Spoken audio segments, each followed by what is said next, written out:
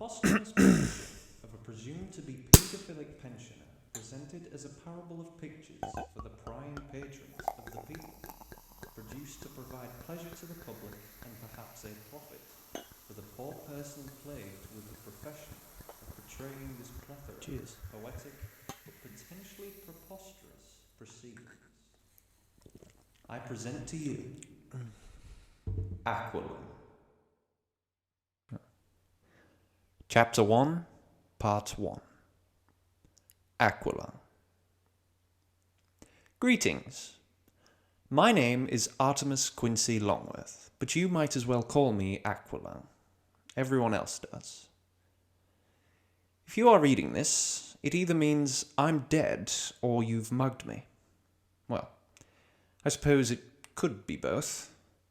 It wouldn't be too unreasonable to loot my corpse after offing me. Who knows? You may have found me face down in the duck pond at Crudwell, decaying nicely with my hand clasping onto an empty bottle of whiskey. Whatever the case, if you have this notebook, you must have my satchel too. And if you have my satchel, you also have my collection of old bottle corks, my compass, and my sun-bleached roadmap of the Wiltshire County area. So, to the procurer of my personal effects, whoever you may be, presuming you aren't a filthy thief of the night, I trust you to burn the entire contents of my satchel post-haste. Aside from this notebook, of course. You'll burn that after you've finished reading it. Don't worry. There's nothing valuable in the satchel. No cash, no personal ornaments, no items of any notable material worth, just the sundries I required to live. And to those wondering, yes, you can get some nutrition, albeit very little, from discarded wine bottle corks. At the time of writing, I am nearing the ripe old age of 82. I feel as if I don't have many days left on the glorious globe, so I decided it would be best to chronicle my life's worth of experiences. With no one to continue my lineage, I feel this is the greatest way for my legacy to live on. Even if nobody ends up reading this, the words I write will exist and forever hold meaning as long as life continues to flourish in the universal expanse of cosmic wonder. However old or forgotten, a message is infinite, as long as there are those left alive to understand it. As I write this little introduction, I'm sat on a bench in the middle of Crudwell Playground, watching all the young innocents play on their publicly shared apparatus. The boys prepare themselves for things to come, engaging in make-believe grudge matches during a watered-down version of reality on the battlefield. Meanwhile, the girls sit in the grass making daisy chains, ironically creating something that resembles peace and purity by brutally decapitating each and every white blossoming grass blade within their personal vicinity. The entirety of this scene actually reminds me of a recent incident which brought me to Crudwell in the first place. About a month ago, just like I am now, I was minding my own business while sitting on a playground park bench in the middle of a town called Malmesbury. While excavating the dirt caught between the grooves of my left shoe's sole with a small stick, a little girl skipped over and planted herself firmly on the bench next to me. Clasped in her dainty hands there was a tiny little frog. She looked up to me and inquired, "What do you think I should name him?" Pleasantly taken aback by her innocently charming demeanour, I chortled and chuckled until my lungs gave out and all I could muster was a cacophonous crackle. Once I'd eventually managed to contain myself, I sighed and replied, "I think you should call him Bogey, because he's small, green, and sticky." The little girl giggled in response and proclaimed in a comically overdramatic manner, "No, no, no. He's much too cute to be given such a yucky name. I think I'll call him Hoppy, because he's such a good jumper." I retorted with a smile and softly said, "That sounds like a superb name to me." "Now, I hate to break your focus, but I think he looks a little dry. You need to get him back in the water before he gets all wrinkly and starts looking even more like a bogey than he already does." She giggled again and replied with an, "Okay, mister," before sharply rising from the bench and darting back toward the pond. Unfortunately, she didn't notice a particularly large tussock of weeds tucked between the cracks in the pavement. All it took was for the very toe tip of her pastel pink pumps to collide with the mossy clump to send her flying. I sprung from the bench to prematurely catch her, but alas, I was too late. A yell followed by a thud saw her face plant into the mud. I clambered over to help her, but before I could, I was interrupted by an almighty cry coming from the other side of the park. I looked up to see a heavy-set woman with a face like an overripe tomato waddling towards me. Tethered to her arm was a handbag that swayed pendulously with the rhythm of her hurried footsteps. She slung it to her hand and began swinging at me, as if it was some sort of leathery flail. I retreated and cried in confusion, "Why are you attacking me?" Providing no reason for her maniacal behavior, she kept advancing and cornered me at the water's edge. She reeled back, yelled, "Get back, you old creep!" and swung with all her might. Finally, some clarity, I thought as I ducked beneath her purse. From her point of view, I must have looked rather dubious, lurched over a little girl positioned face down in the mud, with her frilly undergarments exposed for the entire world to see. A mighty rude assumption to make about someone only trying to help the poor little girl, nevertheless, but she was only human, I suppose. Anyway, she immediately got her comeuppance. As I narrowly dodged her last attempt on my life, there was nothing to stop her from stumbling face first into the pond as a result of her own overextended swing. In reaction, I closed my eyes to shield myself from the wall of water I was about to be hit by. The sound of an almighty splash combined with an unusual crunch ensued. I opened my eyes to see her on her belly, spluttering and writhing around like a disorientated manatee. After some effort, she managed to get on all fours and haul herself up. Beneath her was a curious mass of white feathers.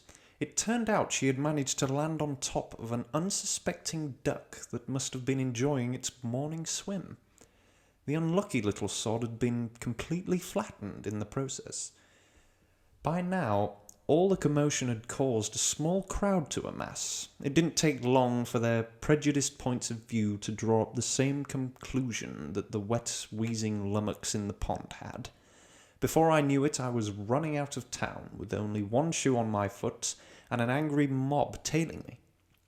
After diving into a boggy ditch and waiting for their dogs to lose my scent, I limped back into town to assess the aftermath of the situation. Reaching the park, I saw that everyone had gone, along with my shoe, but the corpse of the duck still remained floating atop the water like a feathery pancake. The days following the event were intense, to say the least. As an old, misunderstood bum, I was used to the dirty looks and underhanded mutterings of passers-by. However, being continuously chased by dogs and men with homemade weapons was starting to wear thin. As soon as they recognized me as Old Man Aqualung, the perverted pondside prowler, I would have to vacate the area for my own safety. The woman behind the till in the post office threw her pen at me. The paperboy biked by and hit me on the back of the head with a rolled-up newspaper. And the butcher chased after me, swinging a string of sausages around his burly, buzz-cut head. Even the local schoolchildren mocked me with a mean-spirited little melody that went as follows. Sitting on a park bench, eyeing little girls with bad intent, snot running down his nose, greasy fingers smearing shabby clothes. Hey, Aqualung, drying in the cold sun, watching as the frilly panties run. Hey, Aqualung, feeling like a dead duck, spitting out pieces of his broken luck. Whoa, Aqualung. I was quite impressed by the creativity and the detail captured by this little rhyme. Such a pity that it was a complete fabrication, misconception, and utter over-exaggeration of the true nature of the events which unfolded on that bright but brisk March morn. After 5 straight days of being harassed and assaulted by the various characters of the town, I decided that I'd better cut my losses and leave. I fled north from Malmesbury and ended up here, in Crudwell. Chapter 1, Part 2. The Walk to Crudwell. Now, despite its unfortunate namesake, Crudwell is in fact a very quaint little village. For the short time I've been here, I found there to be very little to complain about this little burg. The homes are humble, the pub is plentiful, and the people are pleasant to a fault. On my first day I was shot a couple of vexed and concerned looks by the passers-by, but by the end of the week it was as if I'd been living there all my life. I really do feel as if this might be it, the very place I finally settle down and spend the rest of my days. It's just what I want in a place. A simple village with simple people who all lead simple lives. Somewhere I can roam and relax, unbothered by the drama and trialing tribulations that are synonymous with city living. This could be my own little slice of paradise. However, nothing is set in stone. Who knows? Another week in and I might find myself in another predicament that gets me run out of town. Knowing my luck, I've probably just jinxed myself into that fate by even daring to mention it in writing. If so, I hope the journey to the next town is much easier. If you want to thoroughly knacker your foot up, I recommend walking 3.5 miles barefoot on a road in the British countryside. The road was in an absolute state, riddled with potholes of all varying shapes and sizes. Every 15 metres you'd feel something lodge itself firmly into the sole of your foot, whether it be a pointed piece of tarmac debris or the shards of plastic from a car's cracked headlight. It all amounted to the same sensation, a sharp burst of pain running up your leg. The fact the ground was freezing cold didn't help either. The night before had been a particularly chilly one, amounting to all the water collected in the potholes of the road becoming frozen over. Despite the glorious sunshine, the ice remained. With the sun only having just risen, it meant that these miniature ice rinks hadn't had a chance to properly thaw out. So, if you didn't keep an eye on your footing, you'd find yourself sliding away and potentially taking a very quick one-way trip to the ground. Despite all this, I attacked the journey with optimism. The one benefit to it all was the fact I was entertained. Usually, walking to my destination is a mind-numbingly boring experience, mainly because I've been walking everywhere for the last 5 years of my life, and I've practically seen every sight there is to see on this rainy little island. It wasn't like I was exploring in the first place anyway. If there was more of an expeditionary purpose to this journey, I guarantee you I would have enjoyed it a lot more. But I was merely roaming to find salvation in the nearest town, plentiful with free benches and home to an affluent supply of liquor. After about half an hour of walking, I heard a mysterious rumble coming from behind me down the road. Peeking over the hedgerows, I could see a large cloud of dust billowing into the air. Thinking it was one of those ghastly Malmesburians driving some sort of farming vehicle, I dived into the verge and ducked below a hedge. The last thing I wanted was to be mowed over and shred to bits by some lunatic driving a combine harvester. Instead, I was greeted by an armoured transport vehicle chugging up the road. Initially, this brought more concern to mind. After all, being hunted down by a group of armed cadets would have made my journey much trickier. However, once I rationalised the situation, I realised that there was no way in hell the townspeople of Malmesbury could have organised a manhunt for little old me. They resented me, yes, but I wasn't anywhere near enough of a threat to involve any sort of military coordination. So the truck rolled on by, kicking up dust and gravel behind it as it went. At the back of the truck, two young men clad in camouflaged uniform could be seen chatting. On the truck's bumper, below the registration plate, there was a large decal sign that read Buckley Barracks. The boys from Buckley Barracks, I murmured to myself. It had a natural ring to it. Perhaps they were locals of Crudwell. If so, I'd have to keep a low profile in town due to my own service history. Once the dust had cleared, I hauled myself up from the hedgerow and brushed myself down. After limping another 50 metres or so, I came across a pile of rubbish left on the roadside, probably the creation of some filthy fly tipper. Amongst the pile there was an old bucket, which I took and used as a makeshift stool. Despite the unpromising groan it gave as I sat on it, the bucket served its purpose. It wasn't until this chance I'd given myself to sit down that I truly realised how bad of a condition my foot was in. Roughed up and bloodied from end to end, there were cracks and flakes all across the sole of my foot. Luckily, I wasn't bleeding too profusely. However, I needed to make some effort to at least protect the wounds and clean them if I could. I looked down at my untucked shirt and noticed a small fray on the edge of one of the seams. I undid the fray and managed to rip a small corner of fabric from the shirt. After moistening it in the slushy remains inside a nearby pothole, I used the cloth as a makeshift cleaning rag, and I wiped my foot with it. After managing to clean it thoroughly enough, I took a half-empty tissue box I found amongst the pile and jammed my foot into it. Then, using some rubber bands that the rubbish pile had generously provided, I secured the box to my foot. Hey presto! I had made a makeshift shoe with a comfortable sole.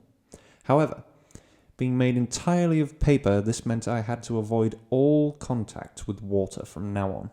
All it had to do was last me to Crudwell. Then I could find a replacement shoe and go about my normal business. Pressing on, I walked the remaining 2 miles and stopped when I saw the sign for Crudwell.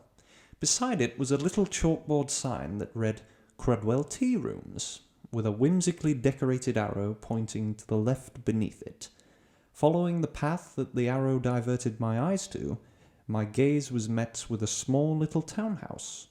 Beside it was a gravel car park, and above the porch entrance it read the same title as the sign. The light at the end of the tunnel. My salvation had come. Chapter 1, Part 3. Salvation and a Cup of Tea. I sauntered down the cobblestone path to the Crudwell Tea Rooms, admiring the lords and ladies and the red-hot pokers as I went. Just before I reached the entrance, an old man, similar in age to me, burst through the door and hurried past me. The delicious scents of the tea room hit me like a bus, an inviting onslaught of culinary aromas on the senses. It made me realize how hungry I really was. So, without hesitation, I turned the brass doorknob and strolled in to meet perhaps the worst cup of tea in my life. However, I was too thirsty to care and just relieved I wasn't denied service due to my shabby appearance. As I drank, I got to talking to the waitress, who also happened to be the cafe owner's daughter. Her name was Kira, and she was nothing short of a traditional British beauty, with wavy brown hair that reached down to her shoulders and a pair of rosy red lips. She also had a very cosy charm about her, too, with a keen ear for listening to the hardships of many a customer she faced. Perhaps even more endearing, though, was her voice. Although it sounded unremarkable, it was one that spoke more sense than most. You could tell she wasn't your usual waitress, just putting on a fake smile backed by a make-believe cheery attitude for the customer, in the hope for a larger tip. She actually listened to the people she talked to, and took into consideration their thoughts and feelings, like a true empath. In writing, it probably sounds like I'm obsessively enamored with this girl, which may be a tad true, but I assure I'm just trying to emphasize what a brilliant character she was. She was what every waitress should be: caring, attentive, and most importantly, sociable without an ulterior motive. She sure did ask a lot of questions, though. Of course, her first question was what my name was. When I told her to just call me Aqualung, she smirked and said, "Well, you've got to explain a nickname like that." So I told her this. During the 80s, I had a brief stint working on a ship, and I specialized in snorkeling. Part of the whole process involved me wearing a big tank of oxygen on my back to help me breathe, which is professionally known as an aqualung.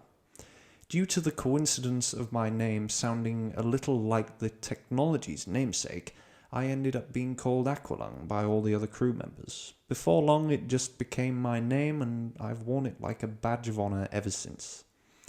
Her second question was, what was I doing here? I told her all about my recent mishap in Malmesbury, and she appeared very sympathetic to my whole situation. I assured her that all of this wandering vagrant spiel was all completely self-imposed. With the money I have, I could easily live quite comfortably for the remainder of my life, but I made a choice not to, and to share my wealth with those who need it more. The reason why? A mixture of past personal experiences, and also because I hate spending money on myself unless it's for something absolutely and positively key for my own survival, such as bad cups of tea and delicious strawberry shortbread. She then went on to talking about how the winter months must be hard, which I completely agreed. In fact, it led me to telling her a tiny little tale about how my own beard once got frozen to the bench I was sleeping on. I must say, that's one of the less comfortable memories I have from these last few years as a nomadic bum. Nevertheless, despite the freezing, foggy nights, I told her winter wasn't all that bad. December was particularly magical for all the Christmas spirit, and I always appreciated Mother Nature whenever it snowed, despite the cruel kiss of her wintry wind on my cheeks. After some more talk about the various strifes of homelessness and a second portion of shortbread, a short while had passed. It was now midday, and I decided to go on my way. I paid up and gave Kira a tip of £50 sterling, forcing her to promise me that she'll treat herself to something she'll enjoy with the cash. After leaving, I limped up the road further into Crudwell, and began to examine the various shops and sights the town had to offer.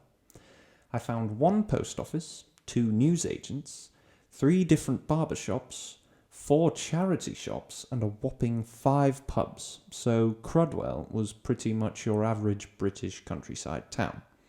Much to my pleasure, I also found a shoe shop from which I purchased a modestly priced new pair of walking boots. Showing up at the front door with a torn-up Kleenex box strapped to my foot must have appeared rather amusing to the young man at the desk. He didn't quite have the same capacity for conversation as Kira, though, letting out nothing but a solitary grunt when I handed him the shoes. Not that it mattered, though. All I cared about was protecting my feet. After that, I kept on walking and ended up here in the park. I found the first inviting seat I could find, pulled out my pen and pad, and then began writing this over-necessarily wordy tale of how I got to be here. So, now that that is out of the way, I'll leave you with one piece of advice to conclude this introductory chapter to my memoirs. If you ever visit Crudwell, the shortbread at the tea rooms is to die for. But, for the love of God, don't drink what their namesake advertises. Please, for the safety of your own taste buds.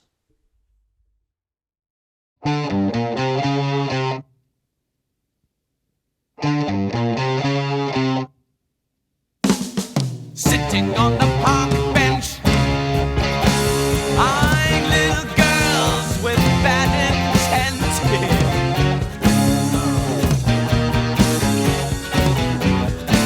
Snot's running down his nose, greasy fingers smearing shabby clothes. Hey, Aqualung, drying in the cold sun, watching as the pretty panties run. Hey, Aqualung,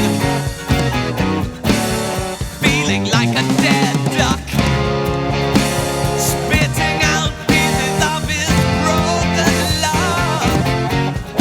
Oh, Aqualung, sun streaking cold, an old man wandering lonely, taking time the only way he knows. Leg hurting bad as it bends to pick a dog end. It goes down to the bog and warms his feet.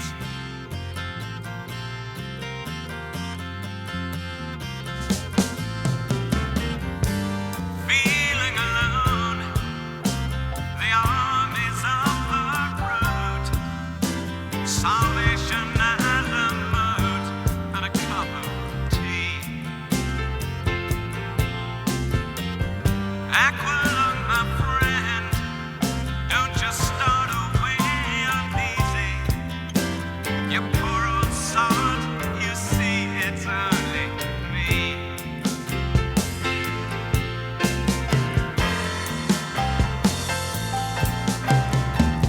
Do you still remember the December's foggy freeze, when the ice that clings onto your beard was screaming agony?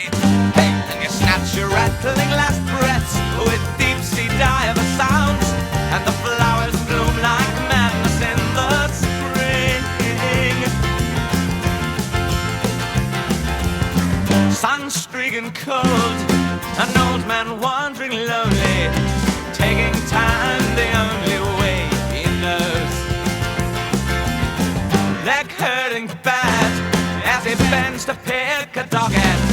He goes down to the bog and warms his feet. Feeling alone, the armies of the road, salvation and a mode and a cup of tea. Aqualung, my friend, don't just start away uneasy. You poor old sod, you see it's only me.